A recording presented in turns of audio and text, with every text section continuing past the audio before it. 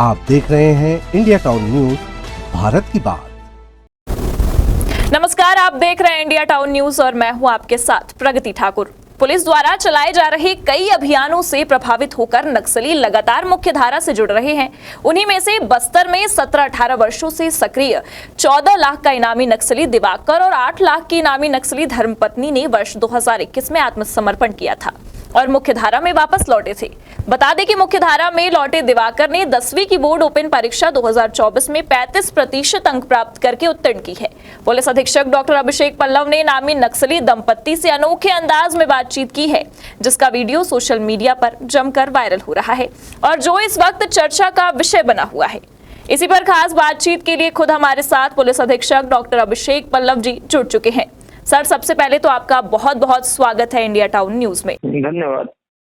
Sir, सबसे पहला सवाल आपसे हम करना चाहेंगे, लगातार आपके काफी वीडियोस वायरल होते हैं, फैन फॉलोइंग भी लोगों के बीच में काफी है आपकी, आप चर्चा का विषय भी बने रहते हैं लोगों के बीच में। इंडिया टाउन न्यूज सबसे पहले तो इस अनोखे अंदाज का राज जानना चाहेगा। बिल्कुल, मेरी कोशिश रहती है जनता के बीच जाके जनता समस्याओं को जानना और जनता के दिमाग के बेस पुलिसिंग करना। जब मैं नक्सली क्षेत्र में भी काम किया हूँ, शहरी क्षेत्र में भी काम किया, जनता के साथ जुड़ के काम करने में एक अलग मजा है और उसके जो है प्रैक्टिकल सॉल्यूशंस जो है वो सामने आते हैं। सर, जो वीडियो क्लिप वायरल हुई है उसमें आपने बातचीत की है कि मीडिया आपसे इंटरव्यू लेती है और आज आप जो आत्मसमर्पित नक्सली है उसका इंटरव्यू ले रहे हैं, क्या खास बातचीत हुई, हम जानना चाहेंगे। बहुत ही खास मौका है, जबकि आप समझ सकते हैं 18 साल पढ़ाई छोड़ने के बाद जंगल में घूमने वाला AK-47 से लैस दिवाकर, जिसके ऊपर 14 लाख का इनाम था, 3 राज्य की पुलिस उसे ढूंढ रही थी।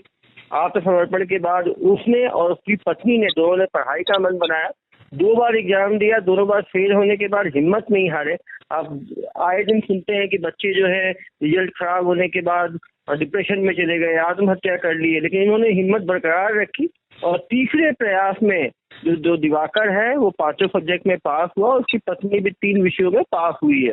तो कहीं ना कहीं ये लोग एक जो है रोल मॉडल है बाकी माओवादियों के लिए कि वो भी हिंसा का रास्ता छोड़े, शासन की जो पुनर्वास और सरेंडर नीति है उसका फायदा उठाएं, पढ़े लिखे, स्वरोजगार करें, अपने इलाकों का विकास करें और जो नक्सलियों की जो विकास विरोधी जो उनकी जो थिंकिंग है उसको त्यागे।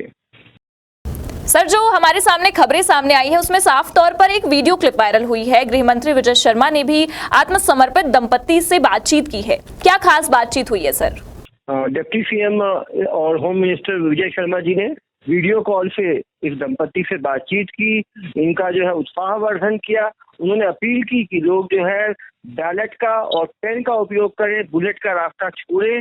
शासन जो है अपनी पुनर्वास नीति में उनको खुले हाथों से उनका स्वागत करती है और निश्चित रूप से जब गृह मंत्री जी ने फोन किया तो उनके अंदर भी उत्साह बढ़ा और जो बाकी माओवादी हैं उन तक भी रेडियो के थ्रू, टेलीविजन के थ्रू जब वो सुनेंगे तो निश्चित रूप से उनके अंदर भय जो है दूर होगा, वो भी आके आत्मसमर्पण करेंगे। सर, अगर हम देखें तो दिवाकर ने एक मिसाल पेश की है, क्या लगता है नक्सलियों के बीच इसका क्या प्रभाव पड़ेगा?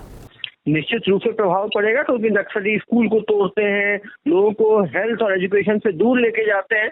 तो कहीं ना कहीं क्योंकि कमांडर था, इसके नीचे बहुत सारे माओवादी काम करते थे, वो भी जब सुनेंगे तो इससे जरूर बातचीत करेंगे। हमारी कोशिश है कि सब माओवादियों को हम लेटर लिखकर भेजें कि वो भी हिंसा का रास्ता छोड़े और अपने कमांडर दिवाकर की रास्ते पर चल के आत्मसमर्पण करके पढ़ाई लिखाई करके स्वरोजगार में आगे बढ़े। हमने देखा सर कि ये तीसरा अटेम्प्ट था दिवाकर का जिसमें वो उत्तीर्ण हुआ, 2 अटेम्प्ट में अनुत्तीर्ण भी हो चुका था। क्या लगता है, क्या जागरूकता मिली होगी दिवाकर को जो उन्होंने इतना प्रेरणादायी काम किया है? हम लोगों ने अति संवेदनशील जो नक्सली क्षेत्र है वहाँ पे प्रिमिटिव वल्नरेबल ट्राइबल ग्रुप है, बैगा ग्रुप, वहाँ पे करीब 250 बच्चों को जो स्कूल से ड्रॉप आउट हो गए थे, कोई क्लास 1 में, कोई क्लास 2 में, कोई क्लास 5 में, उन 250 बच्चों को हमने तैयारी करवाई, 10th का ओपन परीक्षा का फॉर्म भरा। तो निश्चित रूप से ग्रुप में रह के ये लोग पढ़ाई कर रहे थे तो एक दूसरे का हौसला बढ़ा रहे थे और मुझे बहुत खुशी है कि इन 250 बच्चों में इस बार 130 बच्चे जो है पास हुए, 70 बच्चों को सप्लीमेंट्री आया है। तो निश्चित रूप से जो नक्सली प्रभावित अंचल हैं, गांव हैं, वहाँ के बच्चे अब एजुकेशन की तरफ उनका रुझान बढ़ रहा है और एक बार उनकी पढ़ाई होगी तो उनका नॉलेज आएगा, वो शासकीय स्कीम्स का फायदा उठा पाएंगे अपने गांव में बेसिक सुविधाएं जो है वो सरकार से मांग कर पाएंगे। तो निश्चित रूप से एजुकेशन जो है वो सबसे बड़ा टूल है एक रिफॉर्म का, एक सोशल चेंज का, और ग्रामीण लोग इसकी वैल्यू समझ रहे हैं, ये एक बहुत बड़ी बात है। सर, अगर हम दिवाकर की बात करें और उनकी धर्मपत्नी की बात करें तो 2021 में उन्होंने आत्मसमर्पण किया। क्या चीज उन्हें प्रभावित की जो आत्मसमर्पण के बारे में दिवाकर ने सोचा?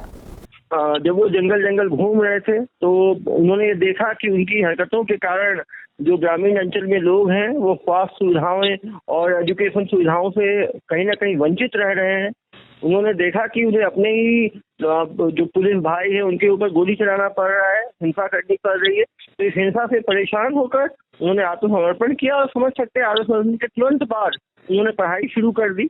2 बार वो फेल जरूर हुए, लेकिन उन्होंने कम से कम 15-16 साल के बाद पढ़ाई करके एग्जाम देने की सोची। यही अपने आप में एक बदलाव है, और मैं तो सभी माओवादियों से अपील करूंगा कि वो भी हिंसा का रास्ता छोड़ के पढ़ाई का रास्ता चुने। खास तौर पर हमारा यही अंतिम सवाल रहेगा सर आपसे कि नक्सलियों को मुख्य धारा से जोड़ने के लिए जो अभियान चलाए जा रहे हैं, किस तरह से सफल हो रहे हैं सर ये अभियान? बिल्कुल, आप देख सकते हैं वो बस्तर हो या दूसरे क्षेत्र हो, लगातार माओवादी आत्मसमर्पण कर रहे हैं, गिरफ्तार किए जा रहे हैं। और इस साल 3 महीने में 112 जो कट्टर माओवादी थे वो पुलिस फोर्स द्वारा मार गिराए गए। तो हमारी भी यही अपील है कि गोली का जवाब तो पुलिस गोली से देगी, लेकिन यदि वो हिंसा छोड़ के कलम का सहारा ले तो ये खून खराबा रोका जा सकता है और नक्सली क्षेत्रों का विकास संभव है। बिल्कुल सर, आपने जैसा कहा कि बंदूक छोड़कर कलम को अगर हम साथ दें तो आगे काफी सारे मुकाम हासिल किए जा सकते हैं। सर, जानकारी देने के लिए आपका बहुत बहुत धन्यवाद, और इंडिया टाउन न्यूज आपके इस अनोखे अंदाज की बातचीत की सराहना करता है। सर, आपने हमें अपना इतना महत्वपूर्ण समय दिया, धन्यवाद सर। तो ये थे हमारे साथ पुलिस अधीक्षक डॉक्टर अभिषेक पल्लव, जिन्होंने अपने खास अंदाज के साथ साथ नक्सलियों के बीच अभियानों के प्रभाव पर भी बातचीत की। फिलहाल वक्त हो चुका है एक छोटे से ब्रेक का।